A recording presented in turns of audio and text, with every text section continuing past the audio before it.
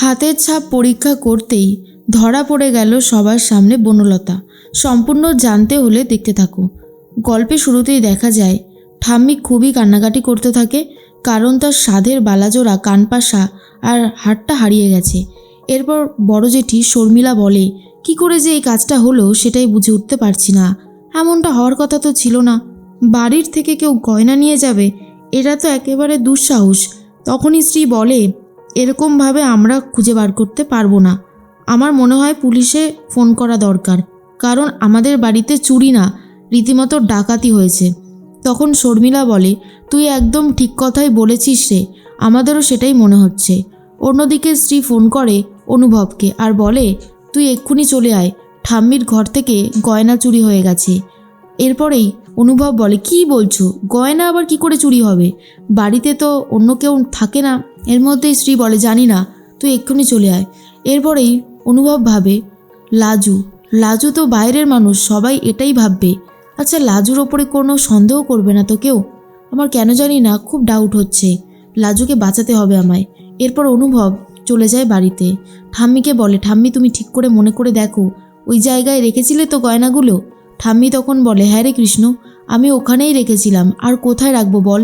আমার এত খারাপ লাগছে, ওই বালাজোড়া আমার শাশুড়ির ছিল, আমাকে দিয়েছিল, আর আমি সেগুলো রাখতে পারলাম না। তখনই কৃষ্ণ বলে, শোনো ঠাম্মি, তুমি ভেঙে পড়ো না, দেখা যাক শেষ পর্যন্ত কি হয়। এর মাঝখানেই কিঙ্কিনি বলে, বাড়ির লোক সবাই উপস্থিত থাকতেও গয়না নিয়ে যাবে, তার উপরে আবার কিছু গয়না। চোর সব গয়না নিয়ে গেল না কেন, এটাও একটা প্রশ্ন। তখন স্ত্রী বলে, আরও একটা ব্যাপার, আলমারির কোনো কিছু অগোছালোই নেই, চোর যেন জানতো গয়নাগুলো ঠিক কোথায় রয়েছে। বনলতার অবস্থা খারাপ হতে থাকে, কারণ চুরিটা তো বনলতাই করেছে।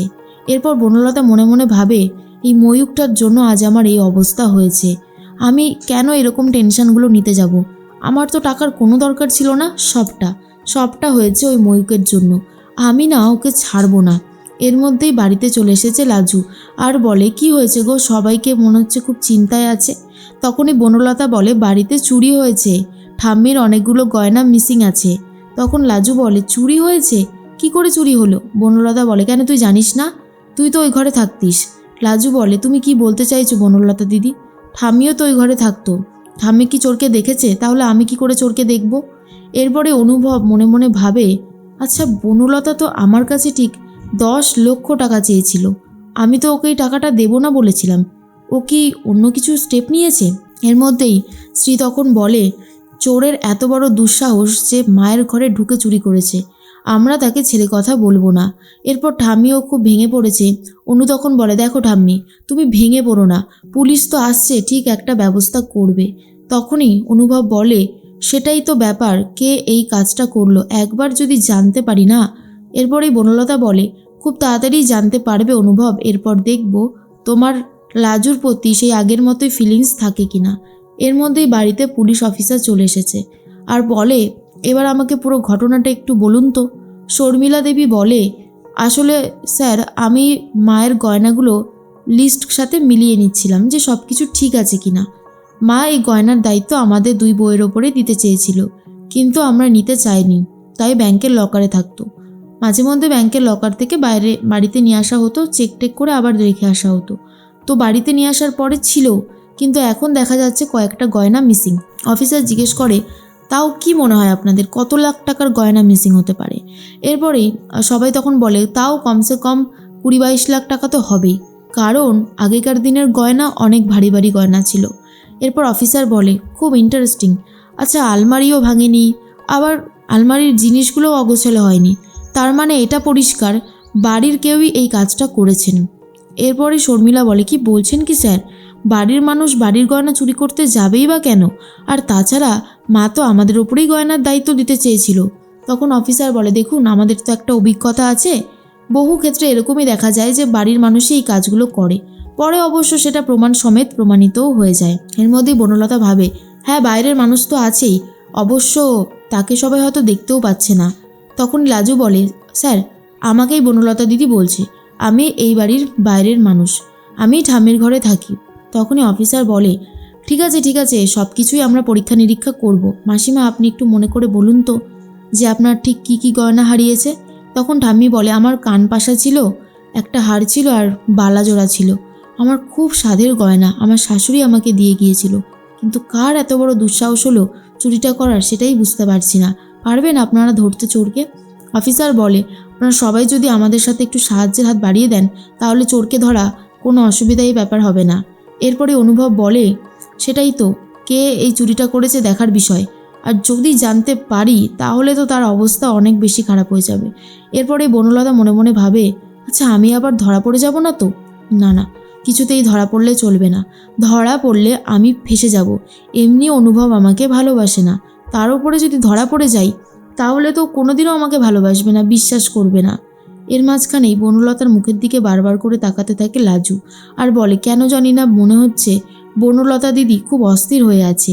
আজকাল বনলতা দিদিকে দেখলে আর চিনতে পারি না। শর্মিলা বলে, গয়নাগুলো অনেকটাই মিসিং রয়েছে, আর তার থেকেও বড় কথা অফিসার, যে চাবি দিয়ে খুলে খুব আরামসে গয়নাগুলো সে নিয়েছে।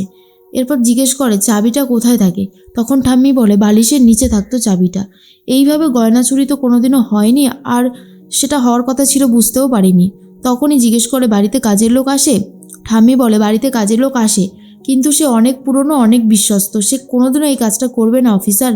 অফিসার বলে, দেখুন, সন্দেহর তালিকা থেকে আমরা কাউকেই বাদ দিতে পারি না, তাই আমাদেরকে আমাদের কাজটা করতে হবে। এরপরেই ফরেন্সিক ডিপার্টমেন্টকে খবর দেয়, তারা এসে ফিঙ্গারপ্রিন্ট চেক করবে বলে ঠিক করে। বনলতা বুঝতে পারে এবারেই তার ধরা পড়ার সময় চলে এসেছে। তখনই বনলতা নিজের থেকেই বলে, কিন্তু অফিসার, ওই গয়নাগুলো আমরাও কখনো কখনো নিয়ে পড়েছি, কম বেশি আমাদের সবার হাতের ছাপই ওই গয়নাগুলোতে রয়েছে। এরপর আপনারা কি করে বলবেন যে গয়না চোর আসলে কে? কারণ আমাদের হাতের ছাপও রয়েছে, তাহলে কি আপনি আমাকে বলবেন যে আমি চুরি করেছি? অনুভব বুঝতে পারে বনলতা নিজের প্রতি অনেক বেশি পরিমাণে সন্দেহর তীর ছুঁড়েছে, কারণ বনলতা যে কথাগুলো বলছে সেগুলো কোনো স্বাভাবিক কথাবার্তা নয়। অফিসার বলে, দেখুন, আমাদের তো একটা অভিজ্ঞতা আছে, কে কি করতে পারে আর কোন হাতের ছাপটা দেখে আমরা চোরকে ধরবো, সেই সব কিছু আমাদের নখদর্পণে, তাই আপনি এসবের মধ্যে না আসলেই আমাদের ভালো হয়।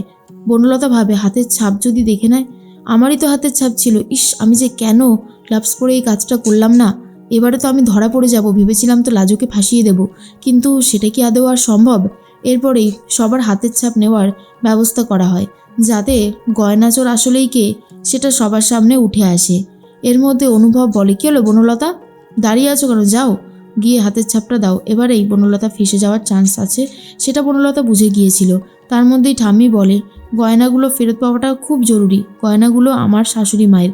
লাজু বলে, তুমি চিন্তা করো না ঠাম্মি, গয়নাগুলো তুমি একদিন ঠিকই ফেরত পেয়ে যাবে, শুধু পুলিশদেরকে একটু তদন্ত করতে দাও, দেখবে সব সত্যিটা একেবারে চোখের সামনে উঠে এসেছে।